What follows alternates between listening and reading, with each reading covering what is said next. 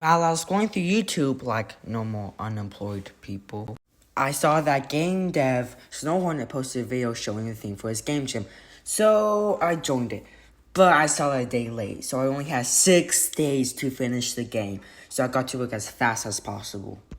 I'm gonna pause it right there though, because this is my first video, and I want to share how I got here.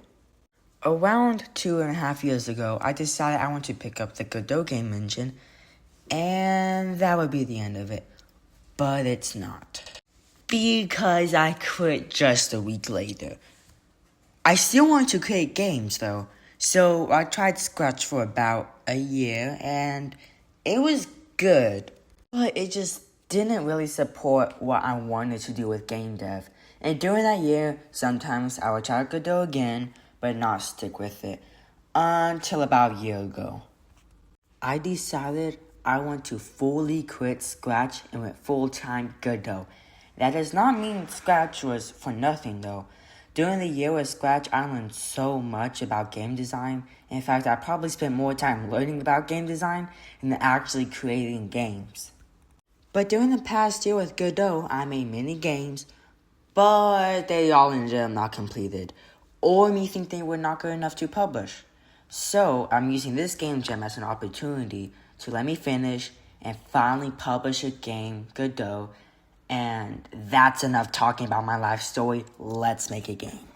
The thing that was revealed was opposing forces, which is very broad, because technically enemies are opposing forces, so all I need is that, then I'm done.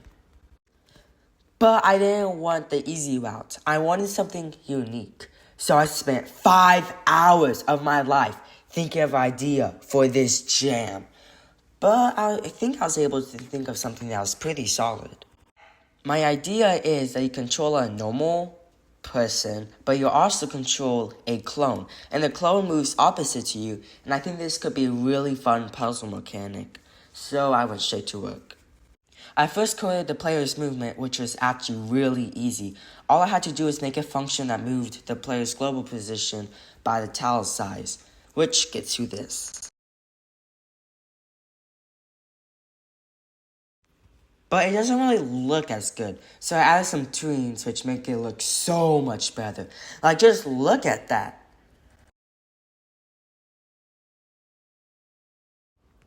But I'm not done because I only have the normal player. So all I did was make a duplicate of the player and just reverse some values, and I'm done with the player movement. Nice. And now since I'm done with the movement, I have to think of mechanics for the games. And after a little bit, I thought of all of these. Doors, buttons, boxes, spikes, and enemies. Even though they are very simple, I think I could create some interesting puzzles. The first one I decided to add was doors. But since I don't have buttons, they really don't do anything. So the next thing I added was buttons, which are actually really easy to add. All I did was when the player's on a button, I tell the game manager it was down and vice versa. But this system doesn't work if I want to have more than one button. So what I did was I made so when the scene is loaded, all buttons increase the button amount in the game manager by 1. So now the game manager checks if the amount of buttons are down equals the amount of buttons that are in the scene, and now it works perfectly. Next, I created boxes, and I just made it so depending on which side of the box it hit, it just moves in the opposite direction. But every time I wanted it to collide with the player so the player does not go inside of it, it just broke the whole system. But I had so much more to do, so I just kept it in. This is totally not my excuse to be lazy. The next thing I wanted to add was spikes. And at first I was thinking I was just going to have basic static spikes. But I had an idea. What if moving makes the spikes go in and out of the floor?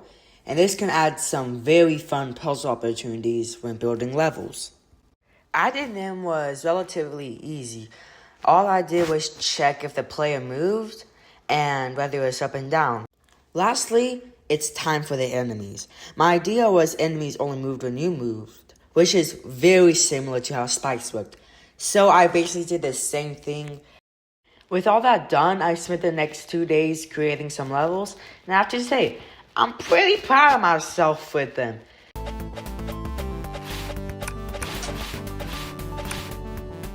So the next thing I did was export the game, create a page on itch.io for it, which looks pretty good in my opinion for my first ever one, and I clicked publish with about a day left. After the submission period ended, I went to go rate the games, which is pretty fun to play all these games that people submitted. After rating all the games, I waited a few more days until the waiting period ended. But when the results came in, I was out of the house. So right when I got home, I went straight to the computer. And as you probably saw from the title of the video, I won!